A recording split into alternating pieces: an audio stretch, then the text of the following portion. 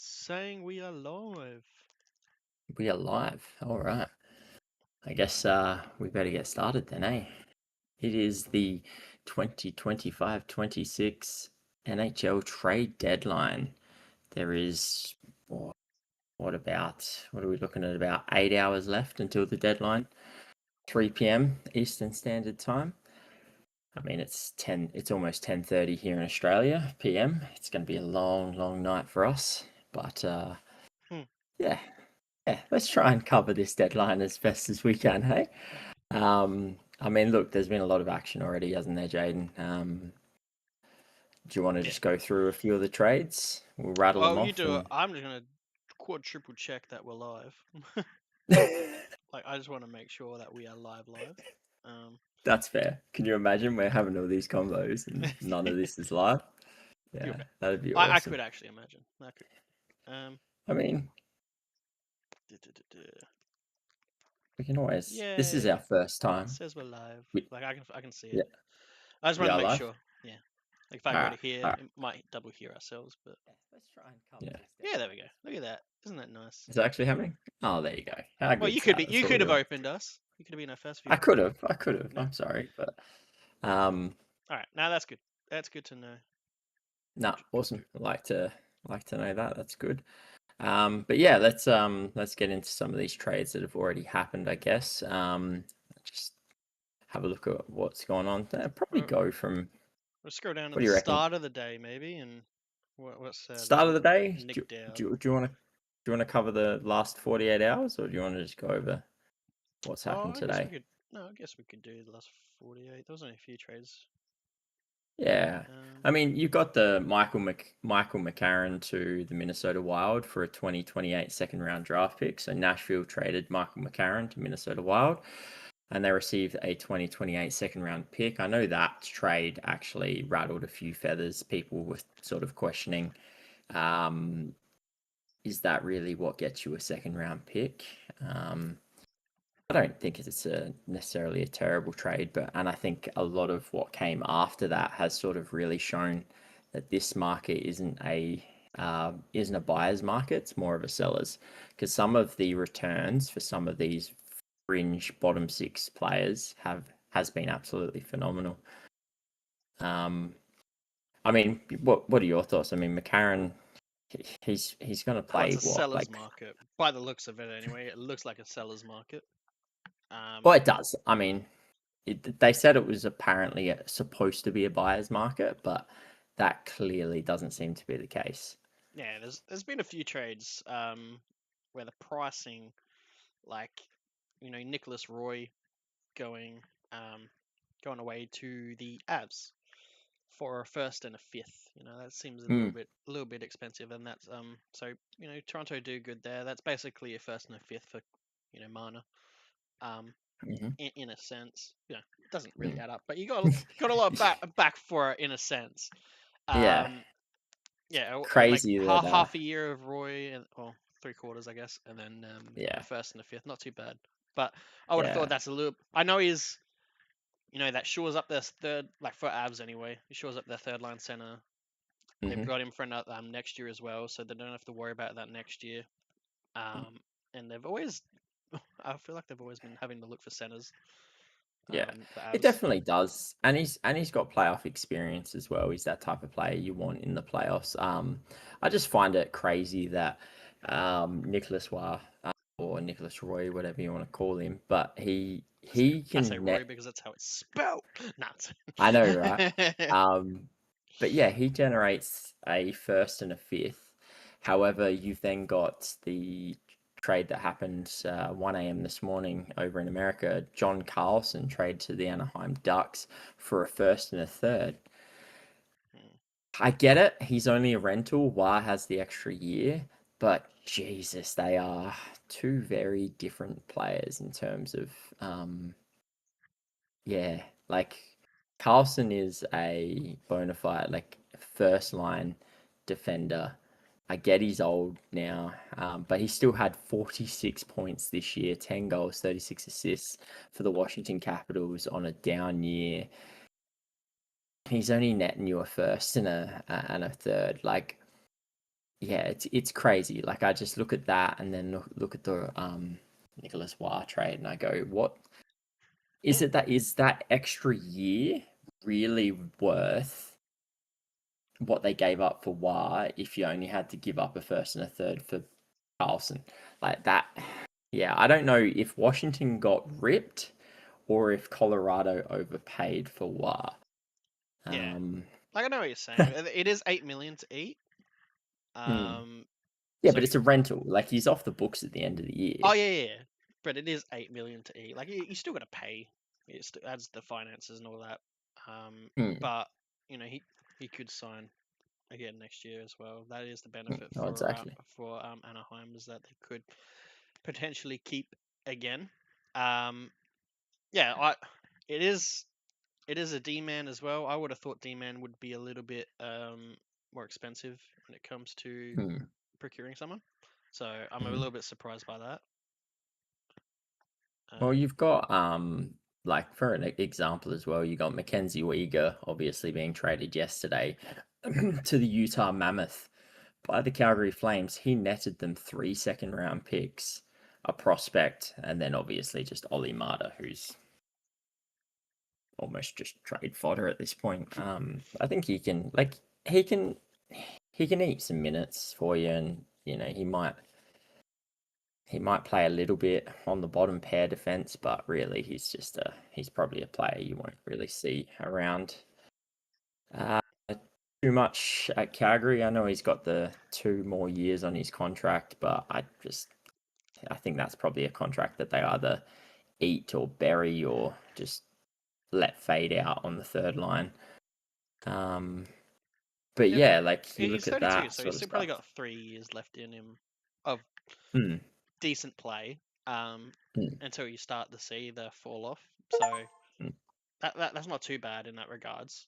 mm. And then they did give a bit for him though. Like 3 seconds. Yeah, It's interesting. People don't, I don't know, rate draft picks. Like even medium to late first round draft picks. I think a lot of people are just like, oh, it's only a late one. I'm like, yeah. that's still potential to get something really really good. I think It's it's not a the guarantee of a like a stay in yeah. hockey player, but Yeah, I think it's the probability. They have this sort of metrics around players and when they're picked and the likelihood of them to become NHL players. So like I guess most people would look at it in this avenue is if you're getting a player that's proven themselves and proven they can play at NHL for three potential, like if you turn around and go, all right, 3 second round picks, and each one of those picks comes with like a 8% chance that they'll play in the NHL or whatever it is. You turn around and go, a player who we know can play over three potential players that might make the NHL. yeah. Yeah, I'll I, take the the player. way I look at it though, like, hey, I get a 6 round pick, it turns into a Jesper Bratt. Like, hey, Oh, I get a 7th round pick. There's been plenty of good 7th round. Some people mm, not even drafted. I'm just saying. I think the draft picks are I don't know. It's weird. underrated. They're underrated, but then like the top first round is like way overrated. Like they never get Mm, moved in a sense. mm, Um, which is interesting. But there's a few teams that don't need picks now. It's kind of like the what we were talking about the Anaheim trade, right? Like mhm, they're kind of at a like moving that first and that third. They're kind of at a stage where they're going in the win now mode. Not win now, but mhm. you don't need those picks anymore, like or as No, many. And they got such young stuff in it. So I get how mm, they are worth less in that sense to that team. yeah. But I Well, just think yeah. fans in general have been underselling how important the draft picks are because that's what builds your team. You look at the Toronto who have no assets to trade and no draft picks to trade. You And know, now they're wanting nothing but assets. So they're yeah, like, you listen to Toronto fans and stuff that are just going, just sell the farm, get rid of them all, trade them yeah, all out. I'm reading rumors around that they might even be willing to look at moving Matthew Nice. And I think that's absolutely insanity. I think Nice has been phenomenal for them, well especially how that's young he is. full rebuild. That's If Yeah, you're but like moving knives, that's full rebuild. It's not retool. That's full rebuild.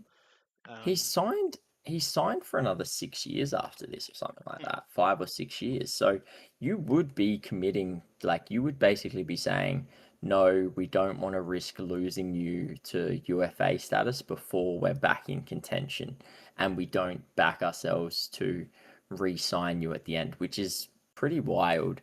Um, unless they've got worries about him, but everything I've seen from Matthew Nyes has been phenomenal. Um, yeah, so he's yeah, not a I'm bad player. interested in He's that. probably one of the better players that has heart when it comes Has to. heart. He's got size. He uses the body. He can put the puck in the back of the net. He can he can. He's good on both ends of the ice. Like yeah, he's a player you want. I think he'd be a player that a lot of teams would be interested in terms of like playoff as well, because I think he is one that steps up come playoff time and puts the Mm. physicality on, puts the body. One of the big reasons why Toronto went so far last year and took it to Florida. So yeah, I I just want to mean, open up our stream just interesting. to make sure it looks all nice as well. Oh, Doesn't. you want me to Yeah, double check it the just stream? don't buffer and stuff on your end. All right. I'll have a quick look for you, bro. So it Um, might be dropping frames for some reason. dropping frames. I hope not. That'd be awkward. It does say we're live. Uh, Yeah, there's one person watching, so it's probably me. apparently is that you? It's crazy. It's saying I'm Uh, dropping frames for some reason. um, just I'm trying my hardest to change settings. Switch count. There we go. That's what I want to do. Okay. Let's see if I come up. Cool. We are live. Let's see.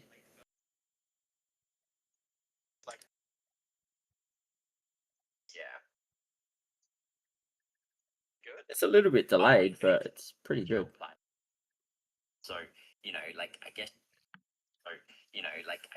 guess most people would look at it in this avenue. Okay. Yeah, is it's good. Getting it. Everything sounds fine. Well, Yeah, let me nothing too know if it major. buffers on your end, and Yeah, that's a bit weird. no. It all seems fine.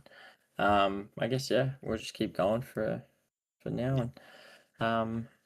So what other trade has been interesting? Three round picks, I can hear each that one by of the them way. You might want to mute that. oh, 7% chance of not playing it. I don't want to hear your voice twice. Ugh, I can only stand Yeah, so that's much. fair. Look, yeah, I know, right? Jesus. Oh, look, you've got You had Jeff Petrie, like it's a small one, but Jeff Petrie to Jeff Minnesota just Petrie for for a a seventh. seventh, like that, How many? like that. It's no risk or reward there.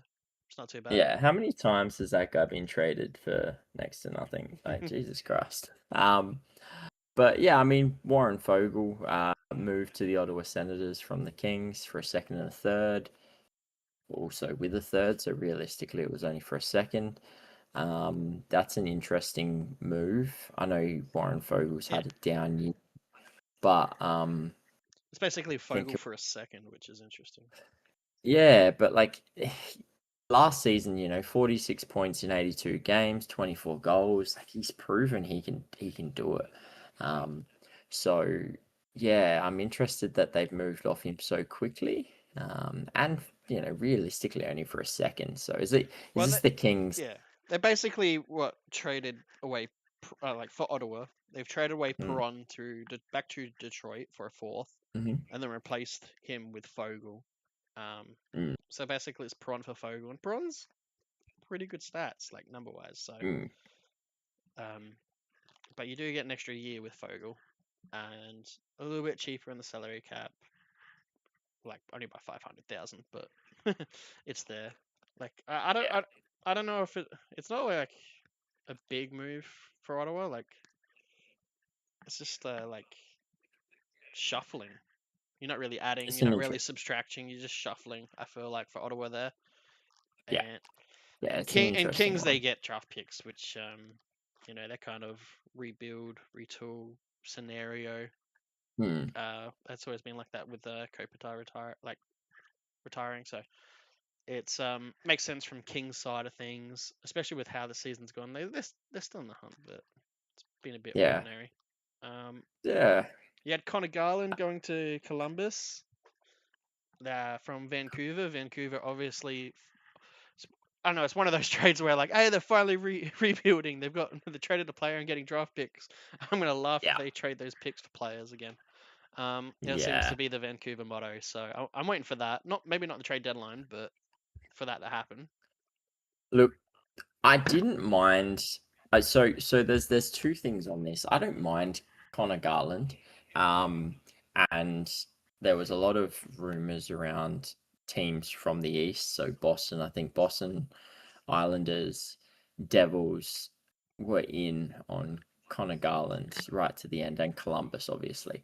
And I was looking at that for the Devils and going, you don't really need another small player, Mm. and you're not in a playoff hunt. Like, what are you doing? Like, why are you trying to add? I thought it made sense for Boston.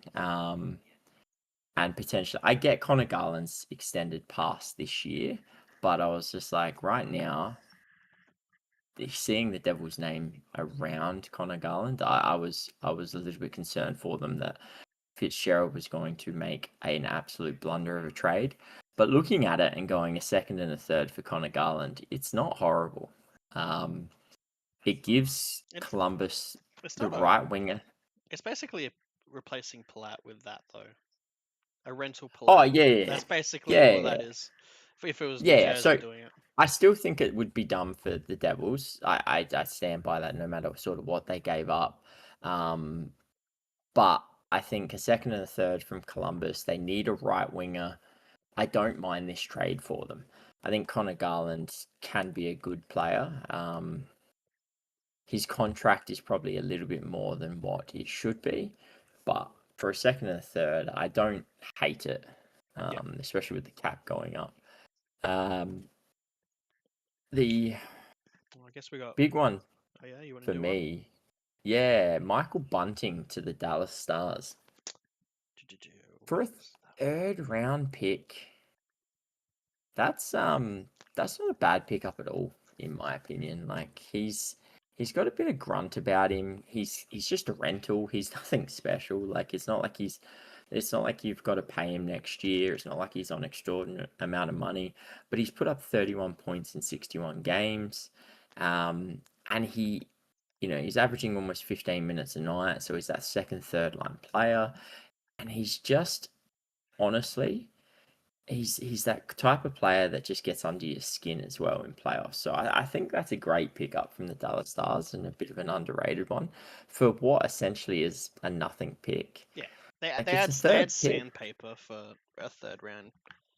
I think they've Mm, watched Florida do it for a couple of years and probably understand what they need to do. mm, So it makes sense. Like I can't. The best way to beat Colorado or something is probably to rough them up. Um, so it makes sense. It's a good move. I like it. Third round. It's we talk about how the picks don't really matter. The draft picks for in regards to fans. It, yeah, look, it's 4.5 mil, so it caps them on other things they can do. In yeah, regards to moves, which is the only downside to that. But that's why you get him for a third and not a second. So that yeah. makes sense. I guess on to Sam Carrick goes to Buffalo. Mhm, I actually think this is a important one too because as we've seen with like the Colorado one, a few of these teams are really solidifying their center, mhm, and there's another you know third line, fourth lines, sometimes second lines in regards to other players um, off the market. So mhm, it makes it harder for anybody else who needs to shore up that position. And there's a few even rebuilding teams that probably want to shore up some positions there as well. And they New York Rangers get a third and a sixth. Obviously, New York Rangers have had an abysmal season. I knew some teams would come out of the break and just be complete opposites of what they were at the start of the season. It looks like Rangers are doing that. They've mhm. been, they won a regulation game at MSG. Um, sorry, Toronto fans. You had to be the one. Yep. 6-2. Um, Yep. but yeah, it's just been one of those seasons for them. They're obviously in, honestly, rebuild mode because of how everything's gone. So Mm. makes sense. Getting picks, just starting to shore up. Um, one of the teams with a lot of picks that you're not going to get them from is Nashville. They've been hoarding like crazy. But Mm. I guess, do you want to talk about one of the big ones, the Buffalo, Winnipeg, Luke Shen, Buffalo, Logan Winnipeg. Stanley? Yeah, I mean, Buffalo have been in everything at the moment, haven't they? Like they moved on quickly from Parayko, obviously with him um, refusing to go to Buffalo, which, look, I thought was a bit of a slap in the face to Buffalo, but reportedly he had been pretty adamant that he didn't want to move away from the West. Um, and he does have a no trade clause. So, you have to respect that. It wasn't a Buffalo thing by the sounds of it, because that's what it sort of sounded like. It was like, hey, just because you're good this year, you've been dog shit for 15. I ain't going there. I ain't risking that. But it does sound like he was pretty clear cut for ages, saying here's my 10 team list or whatever it is, or 16 it might be, and he wanted to stay mostly west. So yeah, that's just on St. Louis management. That's just poor from them for that. But Buffalo move on pretty quickly, and look, they do pretty well in the defense side of things. They pick up veteran Luke Shen, who he's been around the block in terms of going to teams, going on playoff stints. And look, he can be that sturdy defenseman that just comes in, eats some minutes. He's not going to be anything special for you. He's not going to Hmm. just he's not going to rock up, play 25 minutes a night and put up, Yeah, yeah, a point per game, but he's going to be a serviceable defenseman, which they need because they don't need a defender that comes in. That's why I was so weirded out by the Parayko trade. It's like, dude, you got Owen Power, Darlene, and Byram. Like, you don't need a player like Parayko unless you're trading out one of those, Power or Byram, which I'm assuming one of them would have been going the other way. And then you get Logan Stanley, another sort of stable, sort of probably second pair defenseman, third pair defenseman. So, yeah, look, they just shore up their bottom six by the looks of it, and just add two sort of quality defenders. Logan Stanley's an absolute beast of a man. He's 6'7", 6'7", 105 kilos, yeah, like 230 pounds for you Americans. Like that's a big boy. yeah. So yeah, Well, they they're all get rentals. That's the other thing mhm, for Buffalo, though. They are rentals. They do get 1.375 held for Luke Shen, mhm, cap wise. So they can make the trade happen. Obviously, some contracts going the other way just to free up space. Bryson and Rosen, obviously, also expiring contracts. So all in all, a really good trade for Buffalo mm, for helping them this year. Um, yeah, it gives their coach a little bit more options on what to go forward with and shore up that defense. That's always seems to be the gripe with the team. When they do yeah, play poorly, it's the defense, and now they got some players that can shore it up when they got such offensive power players that you mentioned earlier, so they yeah. can make And those look, mistakes. I think they didn't really give up a huge amount. I know Isaac Rosen is a pretty highly touted sort of prospect of theirs, but in 3 seasons, he's not played too many games, and this season, 7 from 16 games. He looks like he could be a decent player, but I don't think it's anything they can't replace.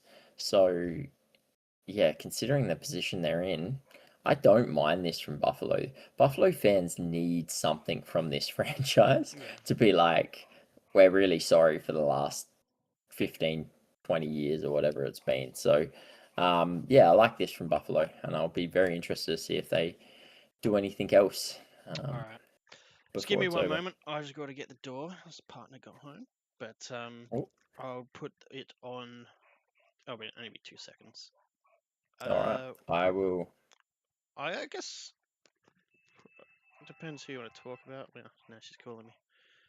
Mhm. Women, so It's all right. impatient. It's all right. Get Um, going and no, no, no. At this point, I'm just letting away, mate. That's right. I'll be back in a just make second. it I've away. left it on the John Carlson trade if you want to talk about that one at all. But Oh yeah, John Carlson. Yeah, why not? We can go over the John Carlson trade. Um, Look, very interesting John Carlson trade. Out of left field, I wasn't expecting. I know Washington Capitals are a little bit back on the in the standings now, and I think they've played three or four games more than the teams in the wild card spot. So obviously they have sort of accepted their fate. Yeah, they're 2 games ahead. They played 2 games more than Boston. They're 4 points out. So they've obviously accepted their fate. They realize that they're not in a position to either push or they don't want to risk losing a player like John Carlson for nothing. They might not be willing to re-sign him next year. Uh, or we're going to see one of those things where he nicks off to another team for a season and re-signs with them in the off season. They try and push again, but um, from what we're seeing, it definitely looks like they might be in that position where they're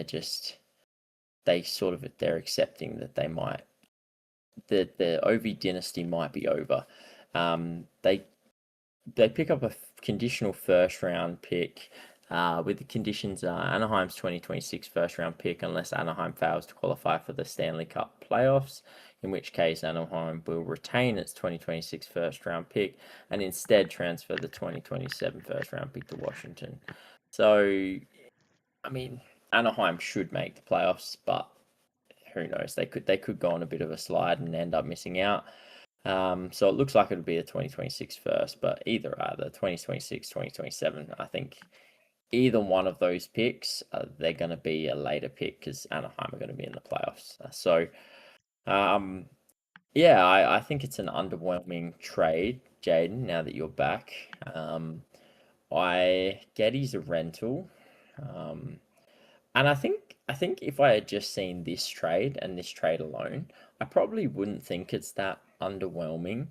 Um, but I think after seeing the Nicholas Waugh trade first and a fifth, and then comparing this to the John Carlson trade, it does start to seem a little bit underwhelming. You've got almost a point per game player. You've got one of the best defensemen, of probably the last 10 years.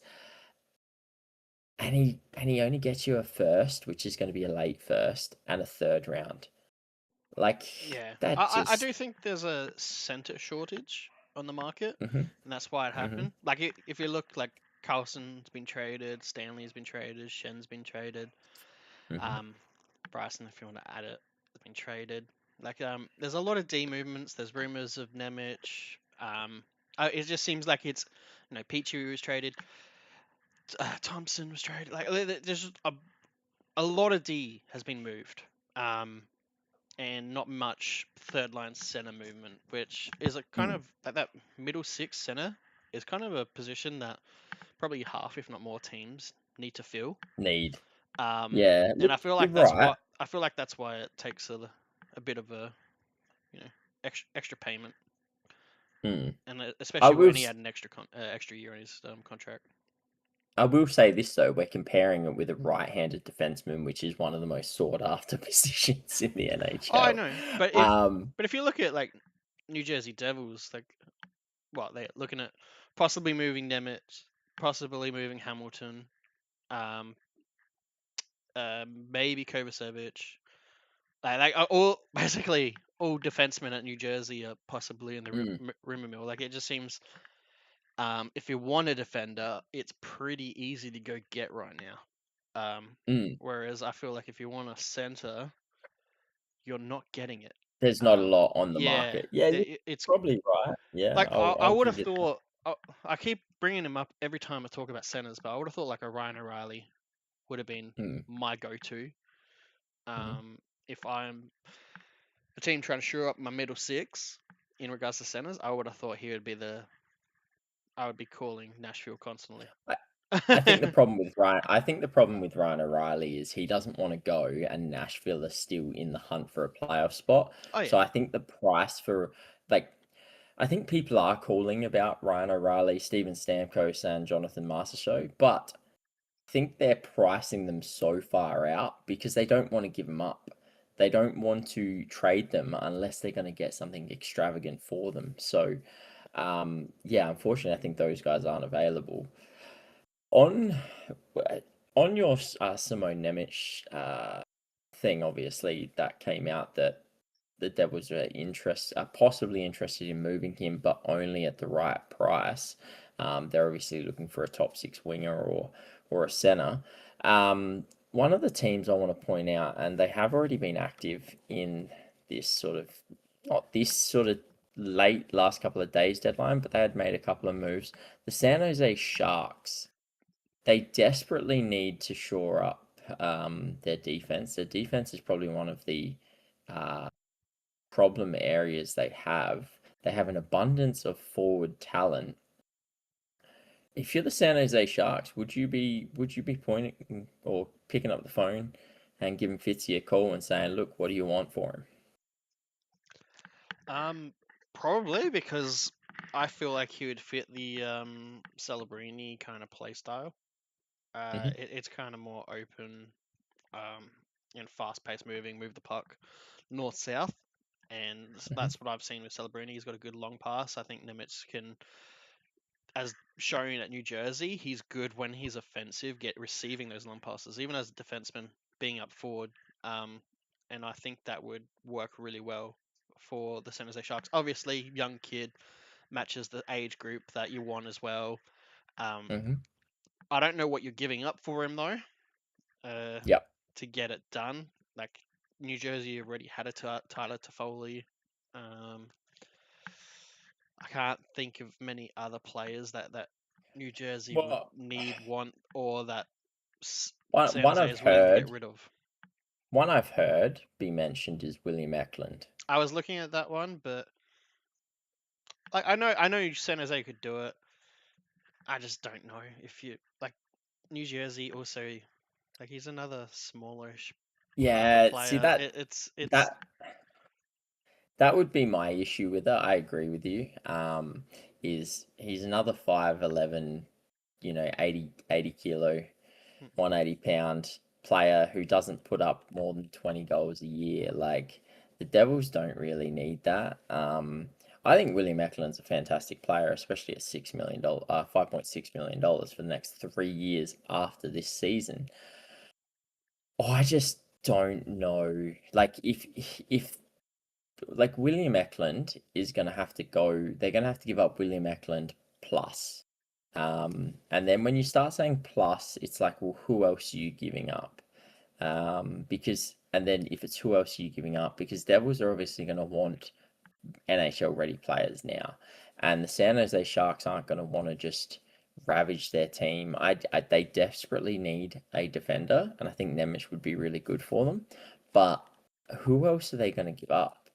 Like, I well, don't think they go out and give up a Will Smith because he's been phenomenal and I think he's going to be a fantastic pair. Misa's probably untouchable. Celebrini we know is untouchable.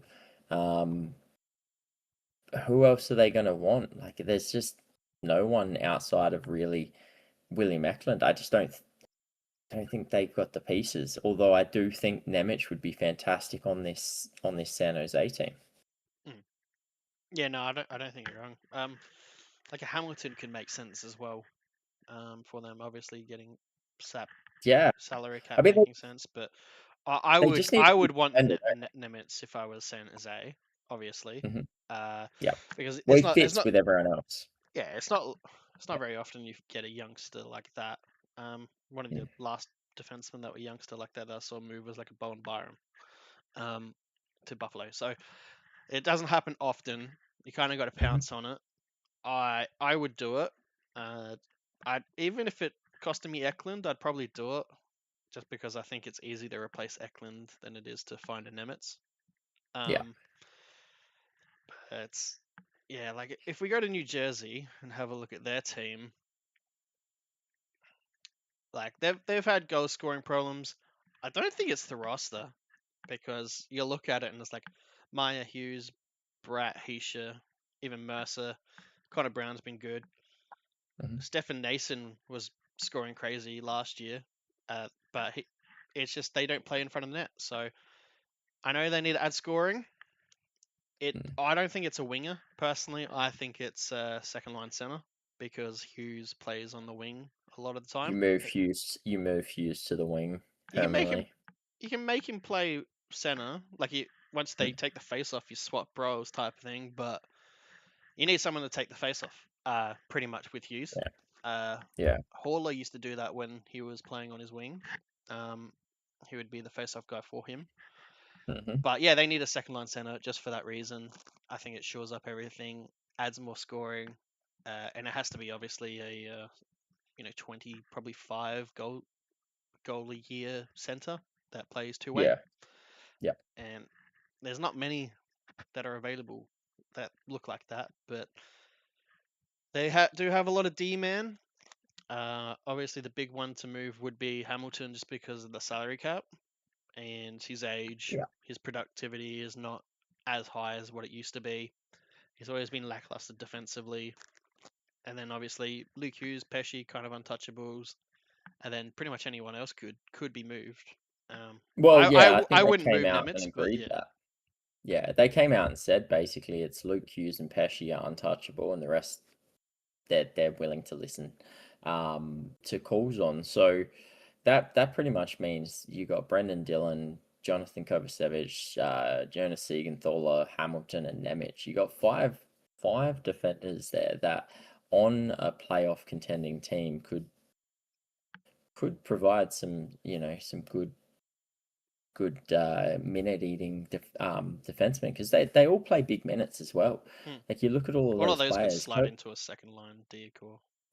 easily. And they all play 20 minutes. So, it's been one of the things with the Devils' defense is that they have all consistently played 20 minutes when needed. So, um, yeah, I'd be interested if any teams are looking to shore up their defensive line. I reckon Tom Fitzgerald's going to get a few phone calls, that's for sure. Um, but yeah, I'm I'm interested to interested to see know what how they they do that because 32 teams. Like I really want to see the background of how this all do. happens because 32 teams, like a very short time, you can't just have them just Fitzgerald answering that call. It has to be like maybe 4 or 5 people trying to work out who to call. Oh, he's not available right now because he's trying to do a deal with Pittsburgh. He's not. Yeah, it's like I would love a documentary or just Yep. a kind of like a Drive to Survive for Formula One, just like for NHL. Yep. You see all the background stuff throughout the season, how the deals were weaved, like how it works because it's not seen enough. I don't think because yeah, some of these people would be on the phone 24/7, and then obviously others are not even talking to anybody. But Yeah. it's yeah, I wanted to know how they juggle it because right now the local time it's probably 7 a.m. plus. You're probably looking like are you staying up all night? You're getting working up at 7 a.m. Um, Mhm. it's gonna be fascinating. But how many hours we got left? Like 9 hours left, 8 hours left, 6 hours. It's yes, 7.5 I think now because I think on the East Coast it's 7:30 now, just about 7:30. So yeah, you're looking at 7.5 hours to go. So 7:30 Eastern time. So it means it's what about 4:30 on the West Coast. So they'll still be sleeping. But yeah, we should start to see some action from some of the Eastern GMs anyway. Mhm. I One of my interesting ones that I was reading about the other day was Sergei Bobrovsky, Jaden. The Florida Florida, because they're or most likely not gonna make it. yeah, and look, he's in the last year of that $10 million contract. He's won back-to-back Stanley Cups. He was absolutely phenomenal in both of those playoff runs. I mean, Florida. would be stupid not to consider moving him on. Does And I does think Oilers do it? Do the Oilers do it? uh, I'm sorry. Every time I hear goaltender, I'm like, oh, the Oilers so. might try something. So one of the funniest things about the Oilers, and I really want to go up on this one because we've obviously seen what happened with Jarry and Skinner, which I think anyone with a brain knew was going to happen.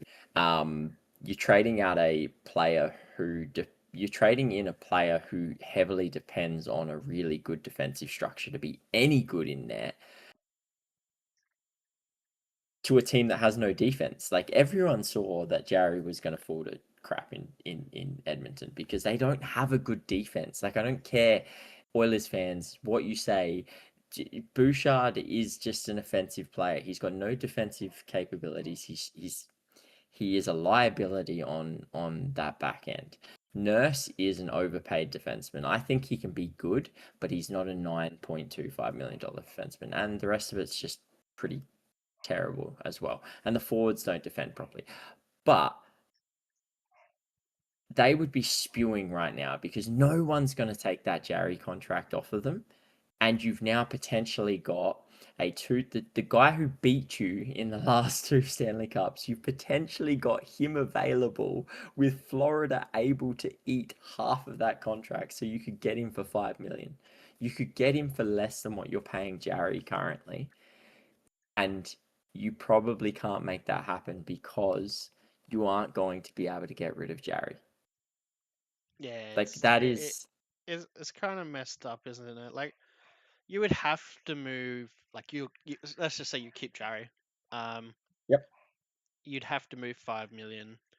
That's a Nurse, Bouchard, Ekholm, or Like you would have to get rid of someone.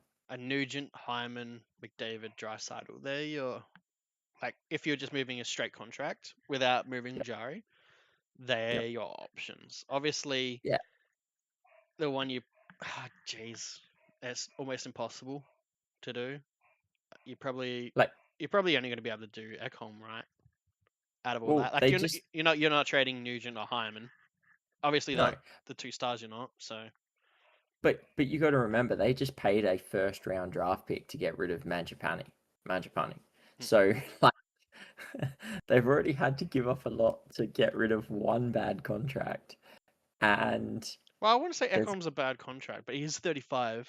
But he will be no on no 4 million, not 6 million. But I'm just saying right now how I to mean get the that done. Jarry contract. Oh yeah, I know, The I know. Jarry contract. Like if you wanted to You're get not rid of getting rid that, of that. nah, unless you're going to trade out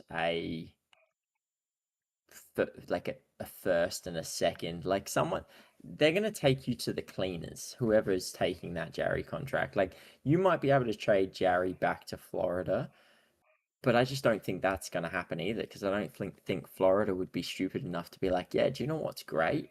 We're having a down season because we played three straight Stanley Cups.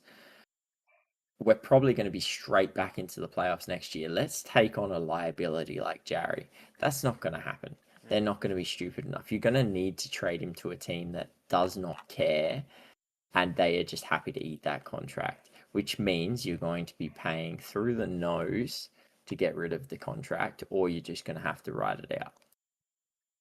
yeah, yeah. Like, I'm looking at it and I can only think of moving Ekholm. That makes mm, sense to get that done. Obviously, if I'm moving Ekholm, I'm making other moves as well. I wouldn't obviously. Serious question: who moves first for you, Nurse or Bouchard? Granted, Nurse is 31, Bouchard's 26. I don't think they move Bouchard. Oh no, no, no! I But if you don't. ever could, which one would you move first? Nurse. I would move Nurse because I think as much shit as I give Bouchard for being a complete defensive liability, I think if you paired him with the right defenseman and a true out and out defensive defenseman, you can utilize his offensive game because I'm not gonna lie, that bloke on the offensive blue, like he's phenomenal. His offensive ability. If that guy could defend in the slightest, he'd be a potential. Like you got a bunch of people who I don't think know much, but talking about him for the Norris. I think if this bloke could defend in the slightest, he would be a real contender for the Norris with that offensive ability. Mm. So I no, I wouldn't be giving up on I Evan do know it's Bouchard. just on the regards to age. I think if you switch Yeah, ages, I would switch players. consider Bouchard. I would switch Yeah, players. potentially. That's basically how I would look at it there. Yeah, But obviously, I think. we're not expecting any of those to move. Which means they're probably not going to get a Bobrovsky. Mm, Uh, what I would have tried to do if I was a team playoffs needing a goaltender, I would have tried a Sisterkin from Rangers. That's mhm. what I would have tried. Like you try and poach a team when they're down. I mean that's a dream. That's a dream, right? Yeah, Like you just like, whilst the team's down, just give them a real like just beating, take away the one of the best but goaltenders in the obviously you're world. giving up a lot.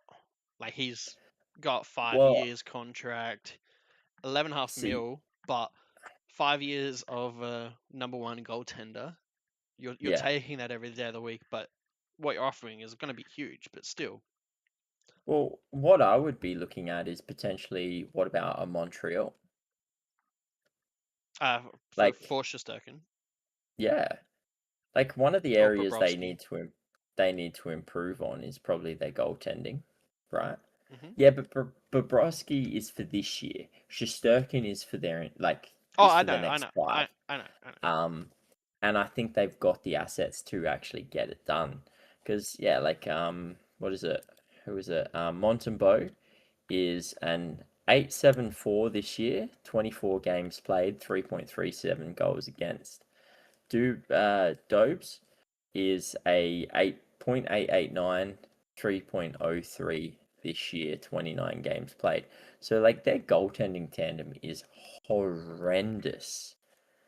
Like Mm. the fact that they're in a playoff spot and their goaltending is that bad is absolutely phenomenal. And they have an abundance of prospects. They've got like probably players now that you could like NHL ready players now that you could also include without really harming this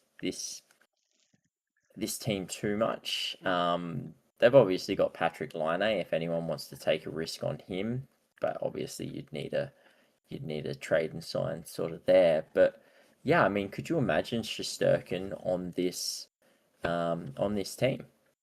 Like, I can imagine a Bobrovsky on this team. Um, I can imagine yeah, Shesterkin. They do need it. They do have a line A to move. They do have like they only probably need to free up cap space. like But 4 to 5 mil. Like depending mm, who they get. Like if they're going for a 10 to 11.5 million player, you're looking at about 3.5 to 5 mil to you got to get get rid right. of Line. Yeah.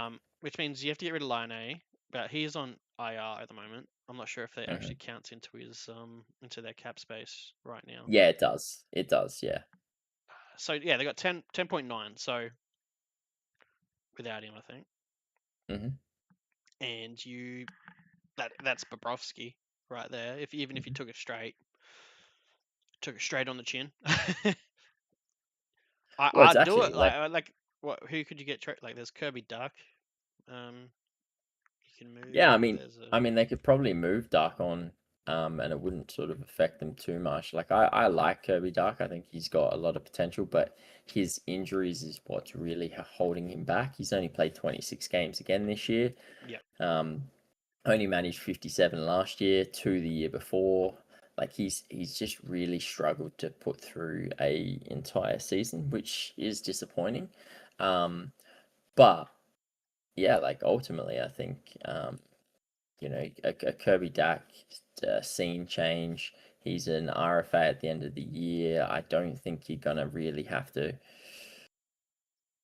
pay him too much, and he will have something to prove. He needs to get himself healthy and prove that he's worth something. So you could probably sign him to a 1 or 2 year RFA. I think if you signed him to a 1 year contract next year, he'd still be an RFA at the end of the year. So sign him to a 1 year small contract, prove yourself. You're getting a good sort of player through there, and then you're obviously going to get some prospects and stuff on top of that. So I think a Bob Rasky. I would, if I was Montreal, I'd be picking up the phone to Florida. At the very least, your Shesterkin thing is amazing, but whether New York even entertain it is another question. Well, I But think yeah, I think it would turn rebuild to retool slash playoffs really quickly, getting rid of Shostakin for what you should get back from it. oh Um, yeah, 100%. like that, maybe not that year because maybe it's just like a lot of draft picks you get, Mm-hmm. but the year after, I would expect that really good things. I, Mm.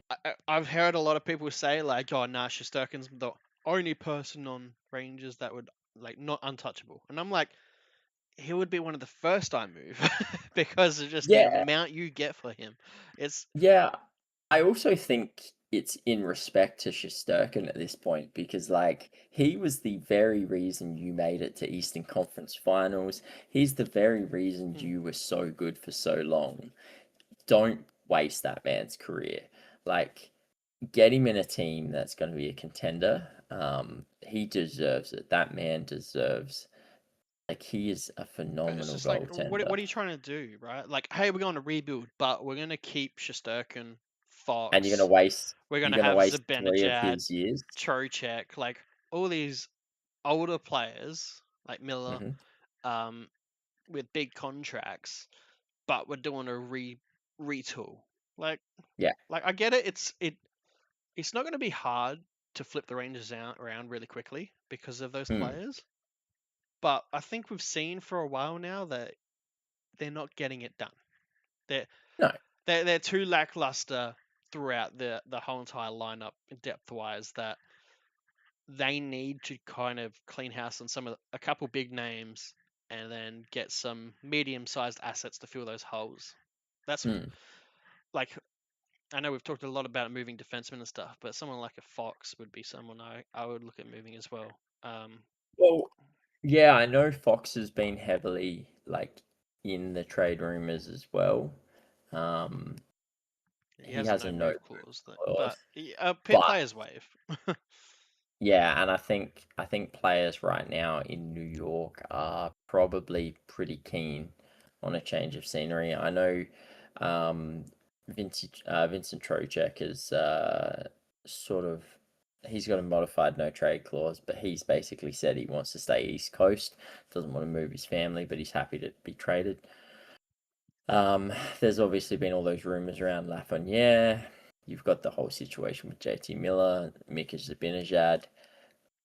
I wouldn't be surprised if you see a massive changeover with this roster. I wouldn't be surprised if you see Adam Fox, Braden Schneider, Mika Zibanejad, Vinny Trocheck, and Alex Lafreniere moved at some stage. It might not be in the next 7 hours, but um, I reckon there's a good chance they get moved in the postseason. So, But I just think they bit, should be the most busiest team, right? Like you offload a number well, one goaltender, you offload a number one defenseman, you offload I won't say number one, but really good forwards.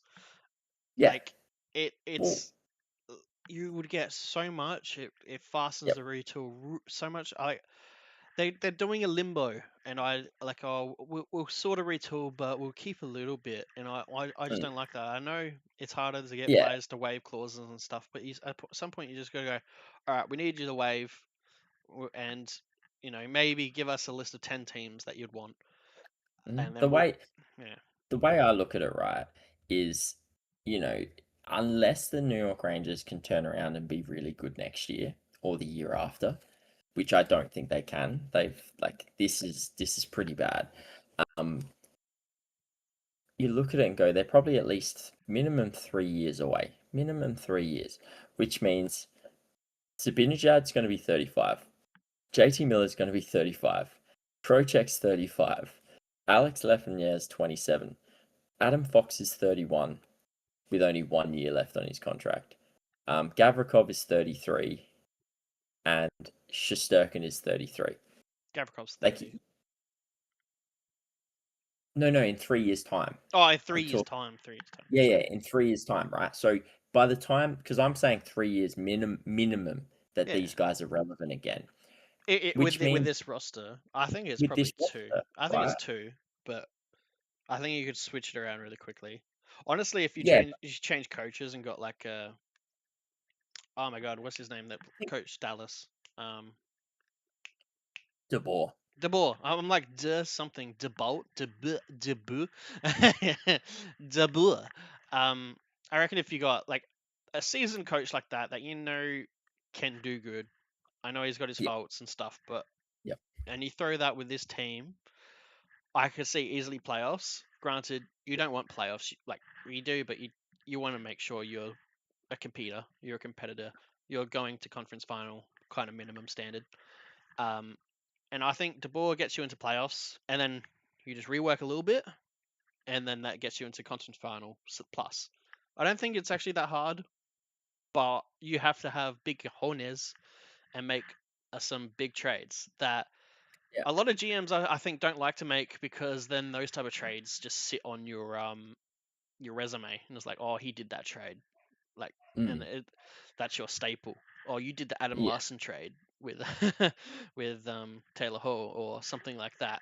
It's yeah, yeah. So I understand they don't want to make big trades a lot of time, but there's a lot of big names on this team. It's kind of mm, crazy, like that Lafreniere is in the rumor mill, like of potential. Like he's been in there for a while.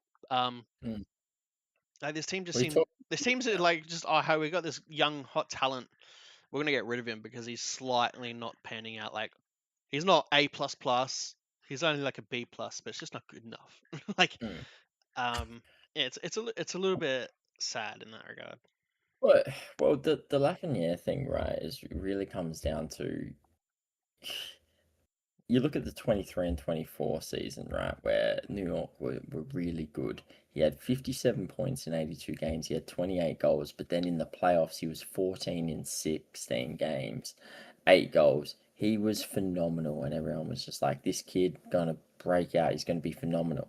He follows it up with 45 points in 82 games, and everyone goes, he's not like. But the Rangers aren't that good. He's a winger on a team that's really poor, putting up 45 points a season. So I still think there's a lot of potential for Lafreniere. I just think Lafreniere is at his best when his team's at the best. I don't think he's a driver. I don't think he's a player that, you know, you look at Pasternak for Boston, right? He's a winger that Boston could be absolute. They were down in the dumps last year, and Paster's still putting up phenomenal points. Paster's a driver.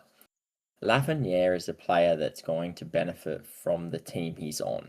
So he's going to be a complementary player. You put him on the Avs, and I reckon he's a point per game player. Yeah. Like, you pair this guy with McKinnon, and he's probably scoring 40 goals. Hey, He's Detroit got bad that boys. There you go. He just commented 74 on the East Coast. He's, 744 on the East Coast. Hey.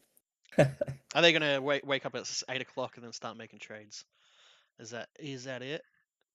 Well, I'm hoping we see some action before it's 4 a.m. and we're both falling asleep on Well, this the stream. hard thing is all these GMs are old people. Maybe got to take their grandpa naps and sleep a little bit longer. But it, Yeah. I say that a lot of old people do not sleep that long. A lot of people get like 4 hours if that, and then they're I was about up at like 6 a.m. I was about to say most of the old people are up at 5 a.m. crack of dawn, bloody Yeah, doing everything. I So played we might darts get with some old people. They're all like that, and they're all retired, and yet they wake up at 5 a.m. I know, right? It's like It's where's your sleep it's in? one of those things. But yeah, for Lafreniere, Uh, like I just wanted to make one point with him is that like one, he's at the start of his new contract, and two, 7.5 mil. Like you're not getting much better for what he does mm, in this league for a winger. Like sure you can maybe get a point per game per winger here and there, but then they're overplaying that contract by a bit. You know what I mean? mm. I think that's just a solid contract that you can build a team with. That's why he's not And he one I move. and he's signed on for another 6 years as well. So it's not Yeah, that's like what I was saying. he's Like first 1 year into his big contract, so yeah, like he's got term left. I mean, that's probably why he might have some really good value as well. Like I agree, I wouldn't move Lafreniere unless I was getting something like of real value back. But not many wingers get like really really high value back. Yeah, Like right. So yeah, I like think I for know I me, know I know there's what team that needs forwards is New Jersey, but that'd be funny, a New Jersey New York Rangers trade there. I can't see I would it, never, right? but it's just something to bring up. All right, What do we what get? other team you wanna think about? Who's gonna make the next big move, or who needs to make a big move? I You mean, probably what are the players that you're looking at the moment? I think, Well, I'm thinking what um, cup teams St. or like St. playoff Louis. teams, or for St. sellers. Louis have a few. Yeah, well, St. Louis have a few players on the rumor mill at the moment. You got Jordan Kyrou, Jordan Binnington, Robert Thomas. Do you reckon we see one of those guys go? Oh, I think Cairo was in the rumor mill. Like it was always been like a name that's been thrown around for a few years. Like it's Mm, and then just nothing ever eventuates. But I would say if you're moving a forward, I would have thought Cairo. Um, mm, like he hasn't put up point per games this year. He's always been slightly shy of it to a mm, degree. Besides one season where he got one extra point in 2021 2022, 75 mm. points in 74 games. But like it's is that a player you really need? Yeah. If you're a cup contender with that contract, obviously he's got 5 years left, I think it is. So like you're not gonna be eating cap. What team can fit that in? Like you're having to look at someone like a Dougie Hamilton with a big contract, or like a Darnell Nurse type thing, big Mm. contract, Going move it, back the other and then you bring in way. that one in. So it's big contract for big contract, and Yeah. I I I know they probably need something in defense. Like Falk's alright, but he leaks too much for me. Um, Yeah. so like I couldn't have him playing huge minutes. He does alright putting up some goals and points, but you're going to constantly leak with him. So Hmm. do you get? Are you talking to New Jersey, who have all the defensemen basically there to get? Like, are you getting defensemen for St. Louis, and then you're offloading a Kairu or something like that? Is that what you're trying to do? If you're Well, St. Louis, or like what's the game plan here? well, I mean, I don't really know what St. Louis's game plan is here because Hey, you look caveman, at what. how you going, buddy? He says go wild, and then we're ready right now. Another trade would just be the icing on the cake. Get ready for some playoff hockey to all the NHL fans down under. Cheers, cheers, buddy. Yay! Yeah, Cheers, mate. spread Appreciate it. spread the hockey around the Um, world. I know, right? Hey, look, I think Minnesota Wild, they're going to be real active in the next 7 hours. I don't think they're Did done. they Um, did make good move with like it's a basically nothing trade with Petrie, but no risk or reward. high reward, yeah. I like those trades because when you're a player like a playoff team, those type of Mm. players, like the Corey Perrys, the Jeff Petries, like those really old guys on 1 years, I think they work out really well. Yeah, well, he's just a dependable third line pairing, isn't he? He's just a Mm, player that, he can be your seventh defender if you need him. Like on Minnesota, he might just be a player that comes in as sort of a like, oh, this third line defender's he's not really performing. Let's get some veteran presence in there. That sort of stuff. So yeah, I mean, for a seventh, you're mm. taking that every day of the week. They obviously made the big Quinn Hughes trade. Um, Yeah, it's actually hard to forget that they did that already. Like their trade deadline had already happened a month ago. I know, right? That, like, it's just like Jesus. But yeah, like I'm expecting them to do something. I think honestly they probably need a center. I think if they're going to improve anywhere, they could probably improve in their center depth. But Minnesota are just a team that I was so worried about at the start of the year. That $17 million Kaprizov deal. They obviously started off terribly, and they've just come out of nowhere and been like, "Hey, by the way, we're still relevant. We're still one of the best teams in the Central." Um, I think that's the only thing working against Minnesota at the moment is they have to go through, unless they finish first, which looks unlikely with Colorado. They have to go through Dallas and then Colorado. Like Yeah, it's yeah. it's insane. And then they've got to play the best team from the Pacific. So, you're probably coming up against a Vegas or an Edmonton. Like that is a ridiculous path to a Stanley Cup. Um, that's probably the hardest thing I see on their front. But No, they got yeah, they look, got a good team. I think one of the things that really held them up was Wallstedt, especially mm, during the time when they were ordinary. He was always still playing pretty good. I think he's mhm. won them a few good points through the season because of that, and Which that's is helped. crazy that they're talking about potentially moving him. That he was in their trade rumors. Like, I get his value is Uh, so strong, it's because but wow. Gustafsson, they got that extra contract on him. So Gustafsson, they got him for 5 years. His new contract hits next year for 4 more Mhm. years. He has no move clause. If he says he doesn't want to go, it's hard. Like you need to have Moving. someone else. But at the same point, also that's only 2.2 mil for Hmm. like at least another year, and he's an RFA. I still wouldn't move him. I Hmm. would. I'd Tr- just keep the uh, tandem, right? you Like, it makes sense. And then yeah. obviously, if you can't keep Allstat, you move him at the RFA time. Well, That would be my I plan. think for me with that one, right, I look at the Pittsburgh Murray and Flower situation where obviously Murray had just come through, helped win them their cup. It was just this big thing, and they can't keep both. One of them's got to go. Uh, and then they move Flower on. Um, and Murray goes to complete dog shit. Like it's like they went from having this perfect tandem to having very bad goaltending, and like I It's like don't the think Swayman Wallstedt, hallmark as well. Like just right? I don't think Wallstedt's that same player, but like I would rather keep both than risk losing one and the other one goes to shit. Because at least if one of them turns out like Wallstedt turns out to just these few this is just a him showing his potential and then he sort of just like fades out, doesn't really turn out that well.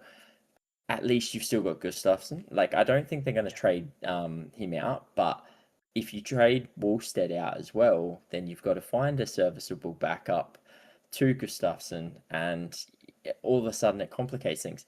I just wouldn't ruin a good thing yeah, if I'm being honest. Like I think this team is strong enough to keep that tandem together. I don't think you need to sacrifice a Jesper Wallstat to improve this team to win a cup. I think that tandem can help you in the playoffs, especially if one of them goes down. You have an out and out superstar to step yeah, in. yeah. Yeah, Um, I know. Like a lot of the time in the playoffs, it's been just one goaltender, and they ride them, ride or die. yeah, It's rare you kind of get the flip flop 50-50. They seem to always pick one, so it kind of makes sense that you run a 1A, and then a 2B, not just a yeah, 1A 1B. But it's I don't know. I think for that age, that salary cap at the moment, it makes sense. Even on Gustafsson's new contract, it's 9 mil for goaltending. It's still mm, less than a Bobrovsky or a Shesterkin, and that's for both. So I'd keep it like that. But if we move back to St. Louis, mm, have a look at their team, because I do think there will be sellers, or they at least should be. They've got a lot of clauses to work around, like no trade mm, clauses on three big names in Kyrou, Thomas, Buchnevich, and then yeah, you've got some modified no trade clause on like Falk, Krug, and stuff like that. So it's going to be a little bit harder for them to get things done, mm, but they kind of need to change. I'd want to try and move Bennington as well. 32, 6 mil. Um, a little bit of attitude problem sometimes. Like it's kind of one of the players I would look at look at moving. So maybe a Bennington for Wallstat. No, I'm kidding. I'm gonna start to say no, but I'm just saying like Minnesota is just straight up like get that out of here. Um, and blocked. Great. We've just had the entire state of Minnesota turn against us. Thanks, Jaden. That's just what we need. But just for putting that energy out there, mate. Like, um, but yeah, that's yeah, so we're going to Minnesota, St. Louis. Who else have we done? Little bit of New Jersey we've done. New York Rangers we've done. A little bit of San Jose. What about Toronto? Do you want to talk about Toronto. They made their first trade today in like 230 something days.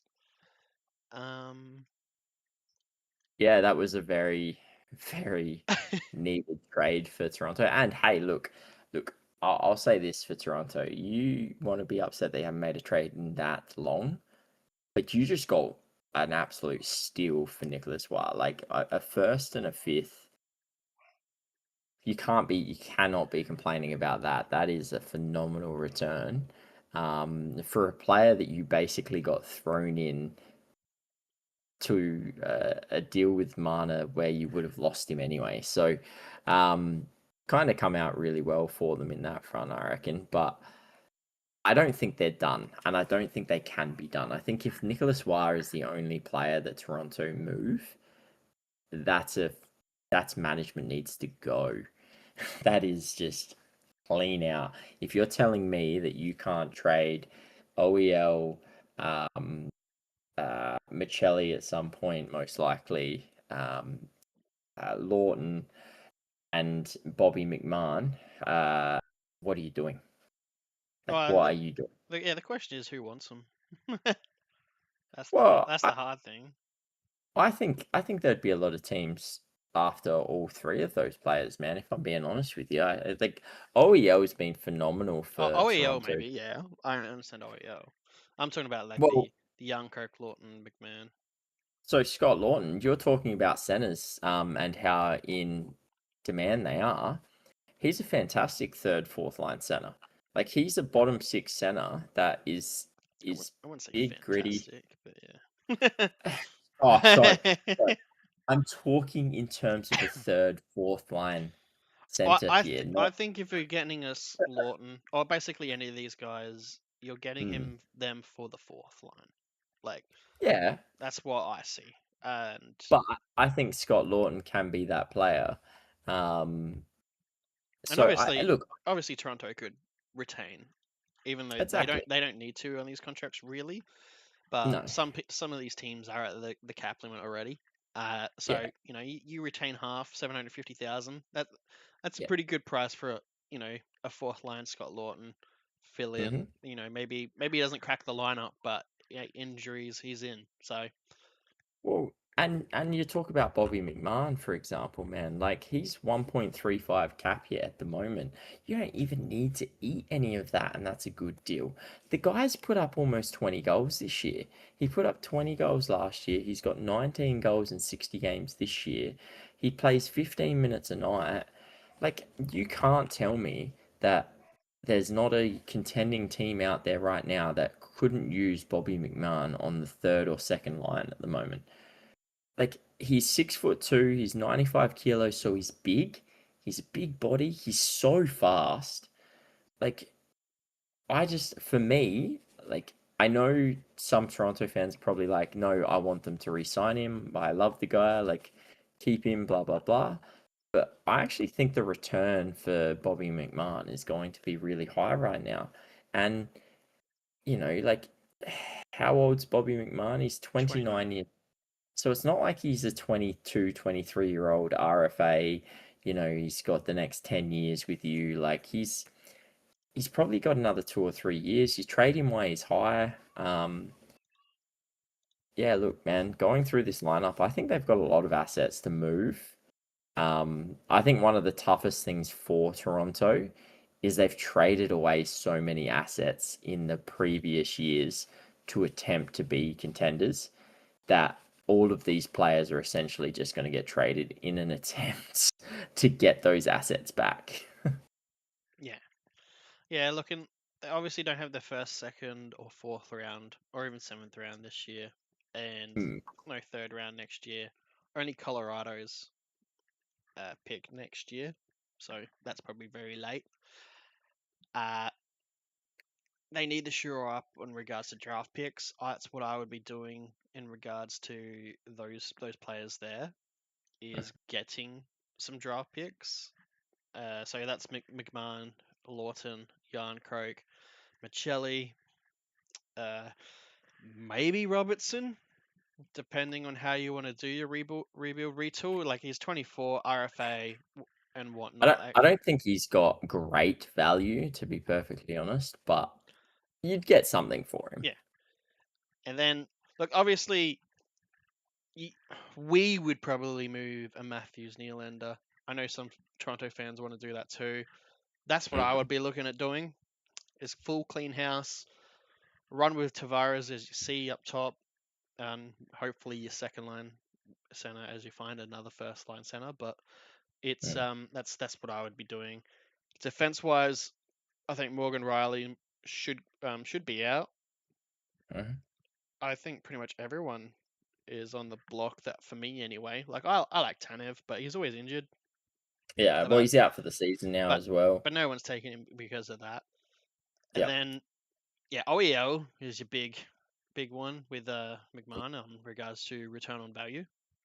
I know there's talks of them listening Joseph Wall and Anthony Stolarz as well. Problem I see with that, and the reason I probably wouldn't move on either of those two this year, unless the trade is really good, is I don't know if they're at the top of their value this year, because Stolarz has been injured, Wall's been injured, like both of them have been up and down. Like their situation this year has been terrible. And I just think if a team comes there, they're going, yeah, we want him. Like Stolarz at the best of his ability is great. He proved that last season. While at the top of his game is great. He's proven that. But there's a chance that they are very injury I move prone. one, and just because of contract, like age, I would move Hmm. Stolarz. I would Yeah, run with Wall. I would move Stolarz. I'd get the return on value, put that into something else. like I would say safe forwards because no, you maybe have to do D and then you trade your D Hmm. man for forwards. Hmm. I'm But just but I'm yeah, just saying I think with you get I think you Stolarz. get rid of one. I, I think you're close because you could even get rid of both just because of the window, right? If you're looking hmm. at like we're going rebuild retool, Hmm. you got Matthews up in 3 years. That's the big key here. Is Matthews in 3 years? He'll be 31 when that comes up. Really. Yep. Yeah, he's gonna be old, so he Hmm. probably won't be as good as he is now. Hmm. Definitely not as good as the Matthews we've seen in the past. And he might even walk for free.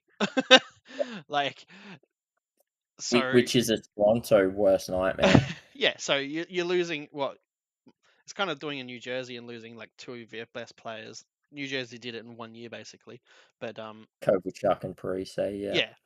yeah, and that set him back years. So it that's what's looking like it could happen for Toronto over obviously Mana a year ago, so 4 year gap.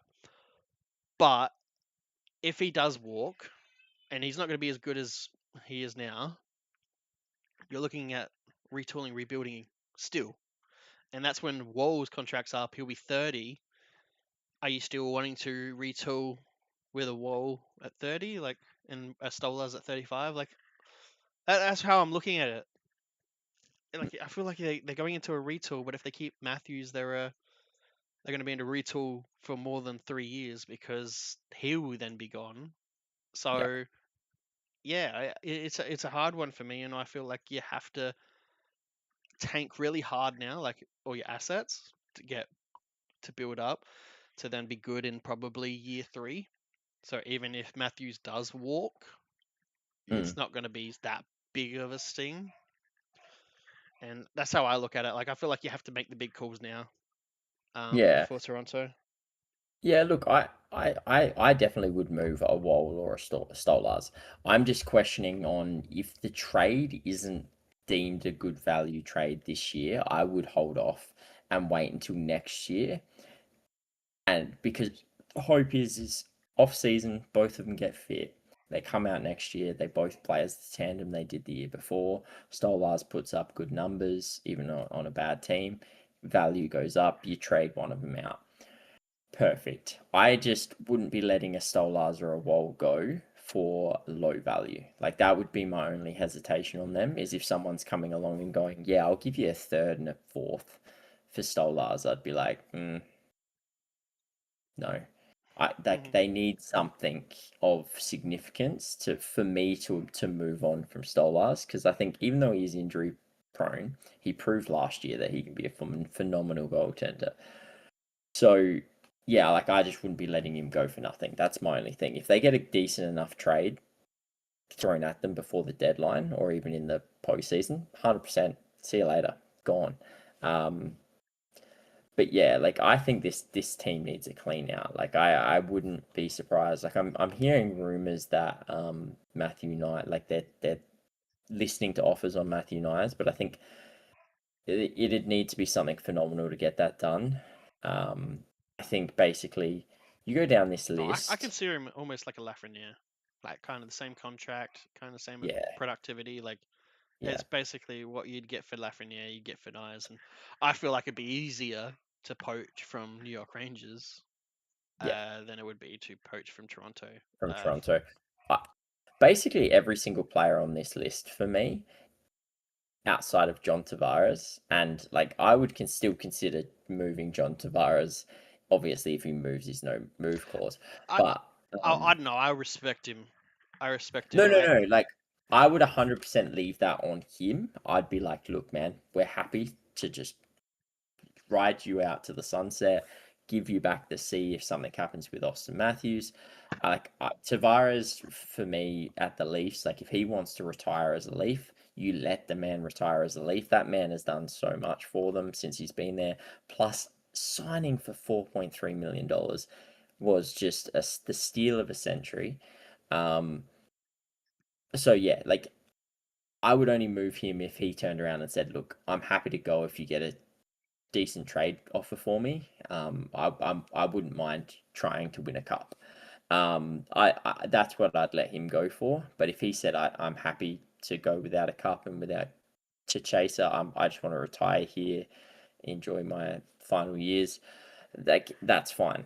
But yeah, every single player on this list is basically up for grabs for me. Matthew Nyes would be the biggest one I would hesitate on, honestly, at this point, because I like his game. I like his big physical appearance. I think he's their future. I put him as their future before I put Austin Matthews as their future because at least he's signed on for the next 6 years after this year. Matthews is signed on for Is he? Oh yeah, two. 2031. Yeah. Yeah, he's signed on for two. Yeah. So like, there's a good No, chance no, that Matthews. Nose is 100% your future, as long as you don't trade it away.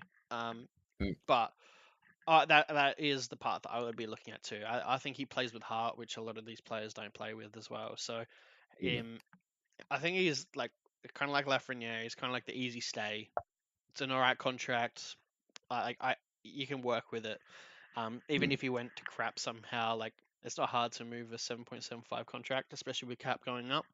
So mm, here's the easy stay. The problem is for this team, they don't have really anyone besides like Easton Cowan in his age bracket. Um, mm, so like if you're gonna retool, rebuild, and like, all right, these are the people that we're gonna take, and they're gonna like be same age, and by the time we're here, they're gonna be it's basically him, Quillen, and Cowan. And those are my two untouchables in a sense, Cowan and Nyes, just because that's going to be my future. Um, yeah, that's my future core, and that's what I'm running with. There's not really no D man in regards to lineup right now. Like they're all old. Like yeah, Beno is the youngest at 27. Um, so basically, your whole D core can go because it's not fitting your time. Even your both your goalies doesn't really fit, though Wall kind of fits. So here's my stay. Um, and then yeah, pretty much everyone else besides the guys I mentioned can, and I would keep Tavares because of respect, and honestly for 4.3, I think he can do a lot more, not just by points and stuff, but I think by leadership skills in regards to teaching all the kids that the Toronto Maple Leafs bring in. So it's that's how I would look at it. Tavares is your old staple that teaches the younglings. You got your Nyes and your Cow and your core younglings, and then you bring in your draft picks and whatnot. and then go from there. But pretty much Yeah, everything can go. Domi can go, yeah, Nylander, Matthews, like all of it. So yeah. I, the question is like, do you change GMs to get it all done? like, Uh, like you're gonna go full one, retool? Are you happy with how the I'm GMing has I'm been going, or I'm hearing a lot around them wanting to move their GM off.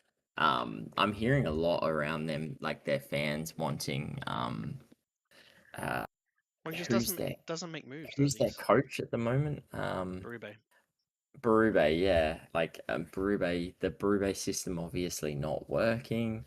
Um, I guess that one's a tough one because like I look at this roster and I go, yeah, doesn't surprise me it's not working. Like it's not a great roster. Um, you take Mitch Marner out of this list it and don't really replace him. And yeah, like that's what's going to happen. Like we said it for years, that top six is really the only thing holding Toronto together. And then you let one of them walk for basically nothing. Like it was it was always going to be a rough ride. So I'm not sure kicking Berube out is necessarily the answer, but Well, it's a yeah, question of like how you build a team, right? So, mm, what type of team you want to build, and then is the coach compatible with with that that team, team, yeah, and yep, then and that's how you got to look at it right now. You're gonna reshape this team.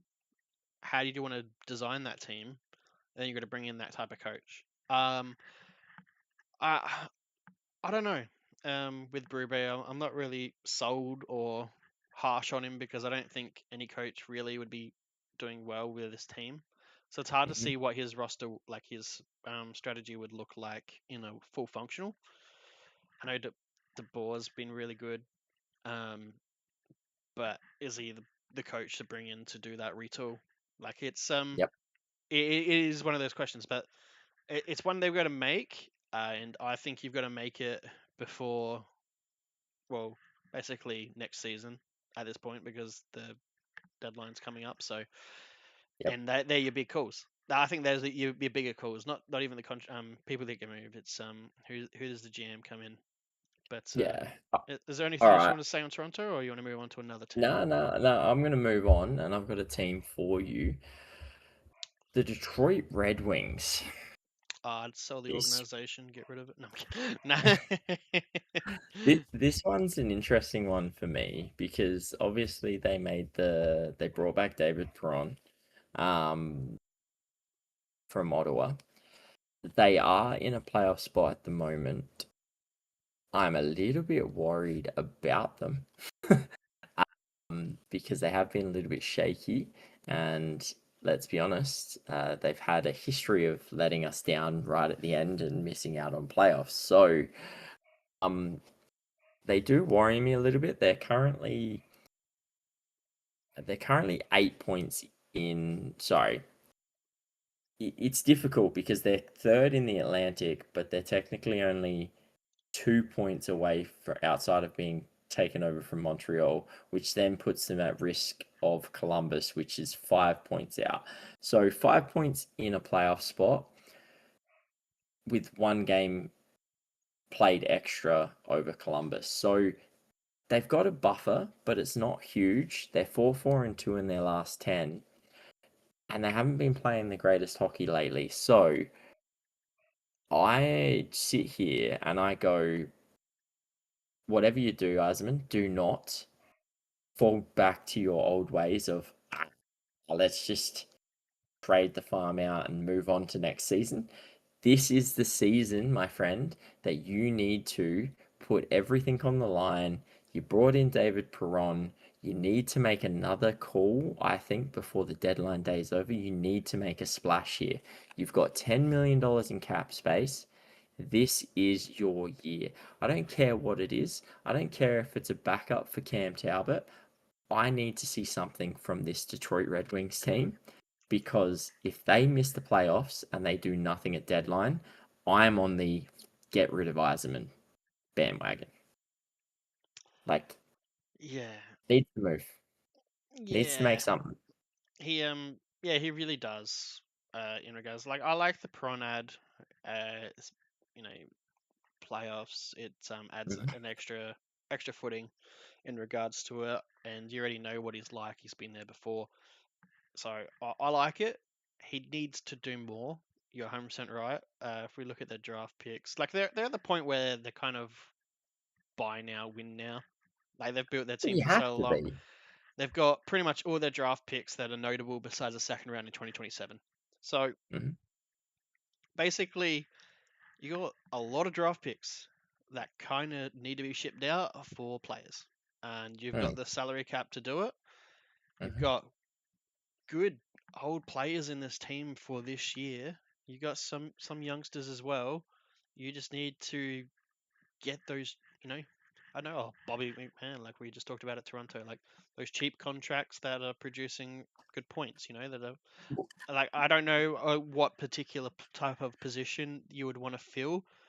If it's like they shored up their goaltending this year in regards to Gibson, Yep. their defense, like It's maybe pretty solid. you could add to it, but like Yeah. add a cheapie, but Yeah. it's I mean, you could potentially look at like I just imagine adding a Bobby McMahon to this team. I know we just spoke about him, but like you put a Bobby McMahon on this team, on add that to the wing, add that to your middle six. Like it gains speed, which Detroit, like it'll fit well in Detroit. Like I just think that'd be a great pickup. I just need to see them do something. I don't care what it is. I don't think it needs to be a stupidly big splash. Like they don't need to go out and get a Jordan Kyrou. They don't need to go out and like if they did that, amazing.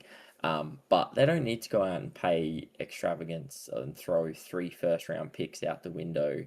But I just want to see them do something. I want to see Eiserman say that this we've arrived. Like we are making the playoffs this year. We're buyers. We aren't in that bubble the period the way anymore. I want to see them with zero cap at the end of it, Mm. and I would probably want to say one forward, one defender, like Yeah. additional. So you already added Peron, another forward, another defender, because like some of it is a little lacking. Like it's Go not up and it. pick Dougie Hamilton from the Devils, like right-handed defenseman. Yeah, 4.5 mil I as a New Jersey half maybe. I know Pareko said that he prefers to stay on the West Coast, but maybe Detroit's in there. Like I doubt it, but maybe he really didn't like Buffalo. He might be willing to go to Detroit. Kovacevic from Devils would be a good ad. Well, you've got like you look at the Devils and you've got Nemec, Hamilton, and Kovacevic, all right-handed defenders. You got Colton Pareko,